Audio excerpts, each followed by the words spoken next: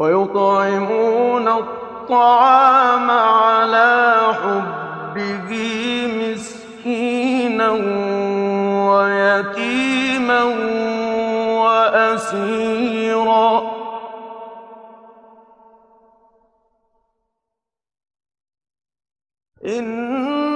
إنما نطعمكم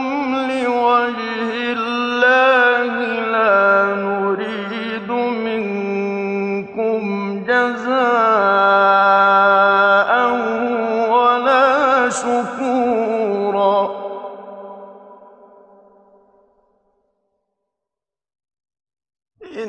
إنا نخاف من ربنا يوما عبوسا قمطريرا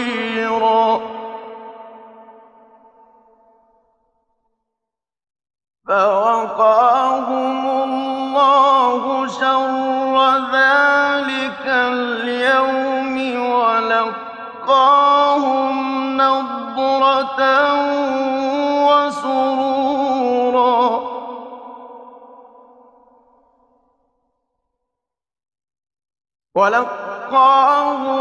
نضرة وسرورا وجزاهم بما صبروا جنة وحريرا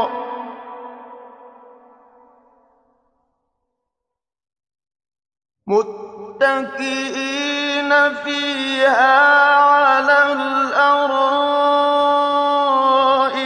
لا يرون فيها شمسا ولا زمهريرا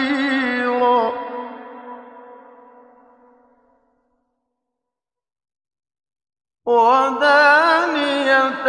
عليهم ظلالها وذللت قطوفها تذليلا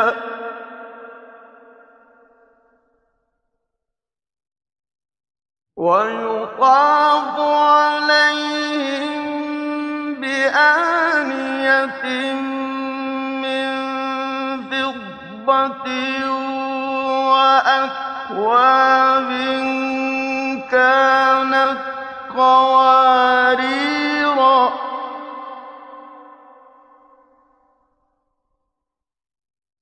كانت قواريرا من فضة قدروها تقديرا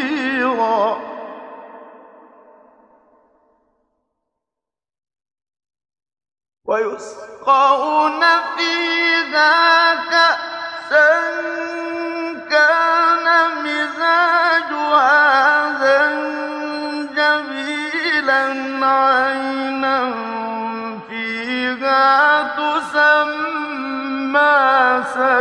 سلسبيلا ويطوف عليهم ولدان مخلدون إذا رأيتهم حسبتهم لؤلؤا منثورا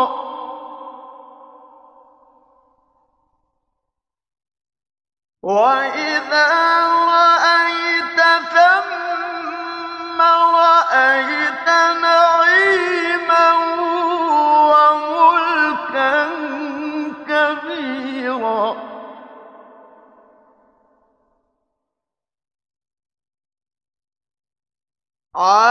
عاليهم ثياب سندس خضر واستبرق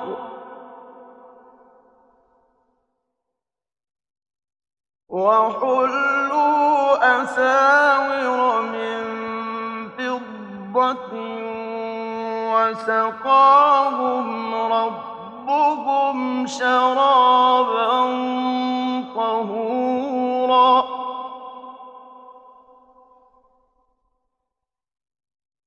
إن هَٰذَا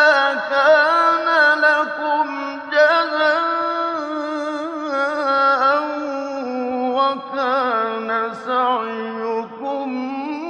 مَّشْكُورًا۔ اور باوجود کہ ان کو خود کھانے کی چاہت ہوتی ہے مگر فقیروں اور یتیموں اور قیدیوں کو کھلاتے ہیں، اور کہتے ہیں کہ ہم تم کو محض اللہ کی خوشنودی کے لیے کھلاتے ہیں، نہ تم سے بدلہ چاہتے ہیں اور نہ شکر گزاری۔ ہم کو اپنے پروردگار سے اس دن کا ڈر لگتا ہے جو چہروں کو بگاڑنے والا اور بڑی سختی والا ہوگا، چنانچہ اللہ ان کو اس دن کی سختی سے بچا لے گا اور تازگی اور خوشی عنایت فرمائے گا، اور ان کے صبر کے بدلے ان کو بہشت اور ریشمی لباس عطا کرے گا۔ اس میں وہ تختوں پر تکیے لگائے بیٹھے ہوں گے، وہاں نہ دھوپ کی حدت دیکھیں گے نہ سردی کی شدت، ان پر درختوں کے سائے قریب ہوں گے اور میووں کے گچھے جھکے ہوئے لٹک رہے ہوں گے، اور خدام چاندی کے برتن لیے ہوئے ان کے ارد گرد پھریں گے، اور شیشے کے نہایت شفاف پیالے اور شیشے بھی چاندی کے جو ٹھیک اندازے کے مطابق بنائے گئے ہیں، اور وہاں ان کو ایسی شراب بھی پلائی جائے گی جس میں ادرک کی آمیزش ہوگی۔ یہ بہشت میں ایک چشمہ ہے جس کا نام سلسبیل ہے،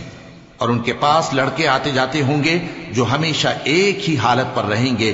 جب تم ان پر نگاہ ڈالو تو خیال کرو کہ بکھرے ہوئے موتی ہیں۔ اور بہشت میں جہاں آنکھ اٹھاؤ گے کثرت سے نعمت اور عظیم الشان سلطنت دیکھو گے۔ ان کے جسموں پر دیبا اور اطلس کے سبز کپڑے ہوں گے، اور انہیں چاندی کے کنگن پہنائے جائیں گے، اور ان کا پروردگار ان کو نہایت پاکیزہ مشروب پلائے گا، فرمائے گا یہ تمہارا صلہ ہے اور تمہاری محنت ہمارے ہاں مقبول ہوئی۔